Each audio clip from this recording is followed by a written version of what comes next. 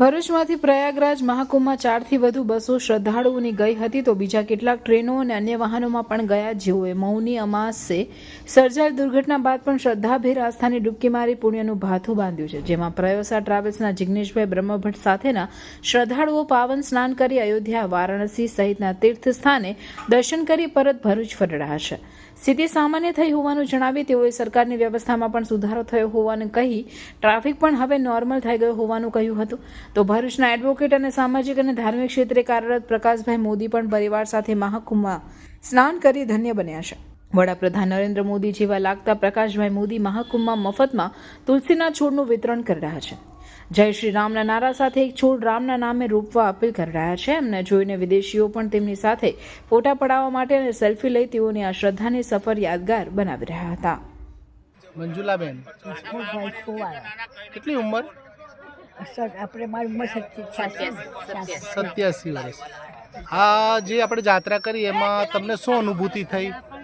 મને તો એક ભગવાનનો પ્રેમ બહુ દેખાયો કે આજે દુનિયામાં આવ્યા છે, આપણે ક્યાં શું કરીએ પણ ભગવાન કેવો છે કે આપણે દરેક કામ કરી જાય છે. બરાબર. બસ એના પર આપણે શ્રદ્ધા રાખીએ તો એ જરૂર આપણું કરે છે. હું અમારા નીચે પણ રોજ આવું છું આટા મારવા માટે, પણ બધા સાથે બહુ સારી રીતે વાત કરો. તેમની સાથે એમના સંબંધી એમના બેબી પણ છે, એમની પણ આપણે માર્ગદર્શન લઈશું.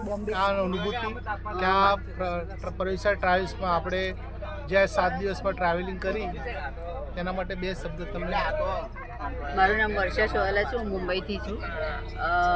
આ પ્રત્યુષા ટ્રાવેલ્સવાળાએ ખૂબ જ અમને સપોર્ટ કર્યા. મારા મમ્મી 87 યર્સ ઓલ્ડ હતા, પણ એમને બધે મંદિરોમાં દર્શન કરાવ્યા, એમને પગે અપાઈ છે, છતાં પણ એમણે પ્રત્યુષા ટ્રાવેલ્સવાળાએ ઉચકીને એમને બધી જાત્રાઓ કરાવી, બધે દર્શન કરાવ્યા. અને આ ઉંમરે એમને હું બધા દર્શન કરાવી શકી એટલે હું પ્રત્યુષા ટ્રાવેલ્સનો બી ખૂબ આભાર માનું છું અને ઉપરવાળા ભગવાનનો બી ખૂબ આભાર માનીશ.